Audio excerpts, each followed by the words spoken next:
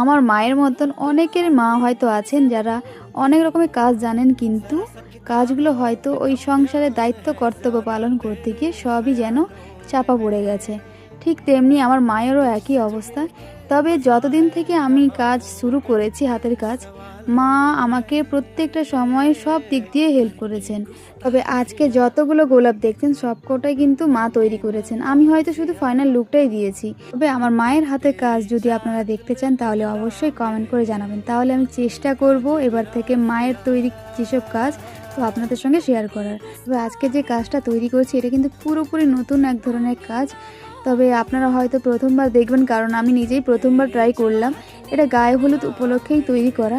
তবে এর পুরো সেট দেখে আপনারা কিন্তু অবশ্যই জানাবেন আজকের এই গায়ে হলুদ উপলক্ষে তৈরি করা জুয়েলারি সেট কেমন হয়েছে। তো আপনার যদি ভালো লাগে অবশ্যই কমেন্ট করে জানাবেন।